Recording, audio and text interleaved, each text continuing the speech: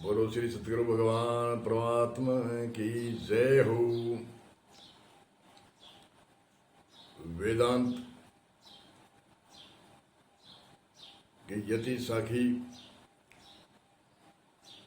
बोलते हैं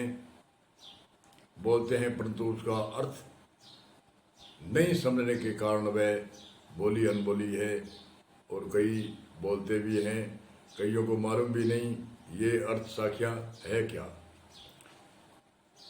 अर्थ साखी है अविनाशी आत्म अचले जगताते प्रतिकूल, ऐसो ज्ञान विवेक है सब साधन को मूल। अविनाशी आत्म है, वो अविनाशी है, अचल है।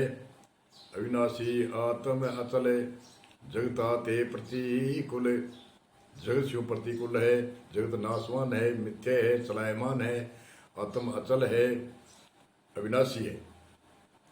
ऐसो ज्ञान विवेक है सब साधन को मूल, और सारे साधन को वो ज्ञान एक मूल ज्ञान है, ऐसे कहा है संतों ने। ब्रह्मलोकन लो भोग जो चय सबन को त्याग, वेदार्थ ज्ञाता मुनि लखे कहत तहीं बैराग। बैराग क्या न कहे, ब्रह्म लोकन लो, तीनों लोकों का भोगों को त्याग के, तीनों लोगों से उपराम रहे, संसार से उपराम रहे, उसको कहते हैं बैराग। ब्रह्म लोकन लो भोग जो चय सबन को त्याग, वेद अर्थ ज्ञाता मुनि लखे कहत तहीं बैराग। तीनों लोकों के भोग से उपराम रहे, उसको कहते हैं बैराग। अब आगे, जैसे हमारे भौतिकवाद में संसार में कहते हैं संपत्ति, धन संपत्ति, प्रॉपर्टी कहते हैं आजकल की अंग्रेजी भाषा में, इसी तरह से साधक के 6 प्रकार की संपत्ति प्रॉपर्टी होती है, उनको कहते हैं सौंदम सरदाति सरी समाधान उपय राम, छठी ततिक्षा जानिए बिन बिन ये सैलान। ये बोल दिया, सम दम सरदा समाधान उपराम छठी ततिक्षा। सम क्या न कहे, मन विषंते रोकना, सम सोई कवे सुधीर। मन ने रोकने को सम कहते हैं। इंद्रिय गण को रोकना, दम भाग कह बुध वीर। इंद्रिय ने रोकने ने दम कवे, इनमें साखी में यति में बता दियो। अब इंद्रिय गण को रोकना, दम भाग के बुध वीर। सत्य वेद गुरु वाक्य सरदा यर विश्वास। सत्य वेद गुरु वाक्य में श्रद्धा और विश्वास रखना। सत्य वेद में, सत्य इतिहास में, सत्य वेद गुरु वाक्य श्रद्धा और विश्वास। समाधानता को कहते हैं मन विषय को नाश। समाधान क्या न कहे, समाधान कहे मन विषय को नाश हो गयो मेरे। कोई कह दे मेरे अमुक झगड़े को समाधान हो गयो, मेरी अमुक बात को समाधान हो गयो। समाधान कहे मन विषय को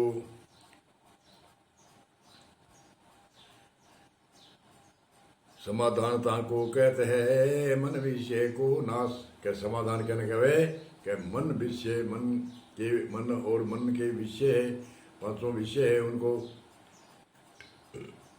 मेरे समाधान हो गयो। साधन सहित कर्म सब त्याग है, लख विषय विषंते त्यागे। साधन सहित कर्म सब त्याग है, लख विषय विषंते भागे। साधन सहित कर्म सब त्याग करना। जैसे हमारे बिलिंग है, बिस्तर है, फिर भी हमें 2 घंटा 4 घंटा साधन करना है, तो साधन सहित, जैसे घर के अंदर सब कुछ है, आज व्रत रखना है, साधन सहित कर्म सब त्यागे, लख विषय विषंते भागे।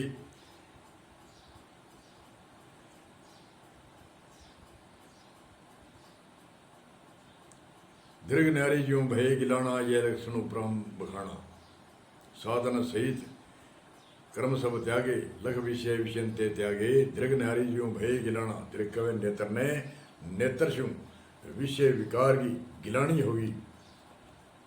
और छठी कवे आत्मशील खुद्या दर्शना, इनको सहज स्वभाव, ताही ततिक्षा कहते हैं कई उदी मनुष्य राय। प्रतीक्षा सर्दी गर्मी क्षुधा भूख प्यास आदि इसको सहन करने को कहते हैं प्रतीक्षा। तो ये 6 प्रकार की संपत्ति साधक के होनी जरूरी है। जैसे भौतिकवाद में संसार में प्रॉपर्टी जमीन जायदाद दुकानदार के दुकान या मिल आदि आदि प्रॉपर्टी होती है संपत्ति होती है। इसी तरह से साधक के ये 6 प्रकार की संपत्ति यानी आजकल की भाषा में प्रॉपर्टी इसको संपत्ति भी कहते हैं। समदम सरदाति सरी समाधान उपराम छठी ततिक्षा जानिए भिन्न भिन्न ये सहलान। ये 6 प्रकार की संपत्ति और विवेक और वैराग और मुमुक्षुता ये 9 ज्ञान योग के साधन है। कर्म योग के साधन है, यम है, नियम है, आसन है, प्राणायाम प्रत्याहार धारणा ध्यान और समाधि। और 9 प्रकार के भक्ति योग के अंग है। प्रथम कर संतों का संगा, दूसरी मेरी कथा गावे, तीसरी कर सतगुरु की सेवा, गुरु ने समझ महादेव के समान, चौथी में मेरा गुणगान मेरा नाम जपना, जगत में कोई नहीं अपना।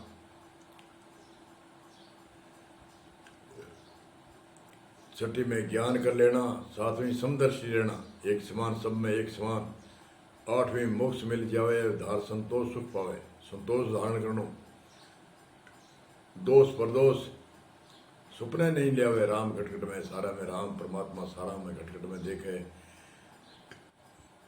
सरल हो छल रहित रहना, नवदा भक्ति सुन लेना। सरल हो गए छल रहित रहना, नवदा भक्ति सुन लेना। भरोसा राम गए रहना, आत्मा राम गए। ये 9 भक्ति योग के अंग है। और 8 ज्ञान कर्म योग के अंग है, यम नियम आसन प्राणायाम प्रत्याहार धारणा ध्यान और समाधि। और ज्ञान योग के यज्ञ है समदम सदा समाधान उपराम प्रतीक्षा और विवेक और वैराग और मुमुक्षुता। ये 9 ज्ञान योग के साधन है। ये ज्ञान योग की साधना की शक्ति है, प्रॉपर्टी है। इससे ही जिज्ञासु आस्थावान अपनी डिमांड शुरू कर सकता है। ये होने जरूरी है। ये प्रॉपर्टी होगी तभी आगे विकास होगा।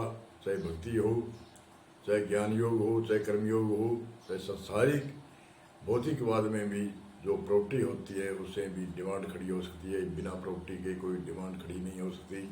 इसलिए हमें सावधान होकर के वेदांत के विषयों को समझना चाहिए।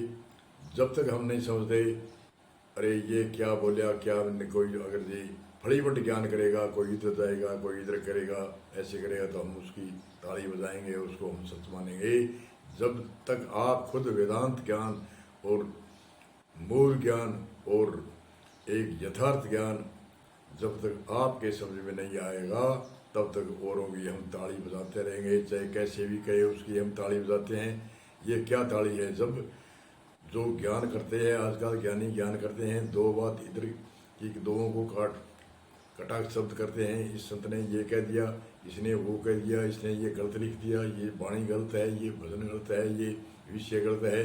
अरे कहाँ हम टीका टिप्पणी करते हैं जिस महान पुरुषों ने 200 200 100 220 ग्रंथ बनाए, इतिहास बनाए, इसको वेदांत आचार्यों ने बनाए, उनकी हम टीका टिप्पणी करते हैं। उनको अर्थ को हम समझते नहीं है। बुद्धि हमारी खोटी है और दूसरों के नाम आक्षेप लगाते हैं, निंदा करते हैं। बोलो सतगुरु भगवान की जय हो।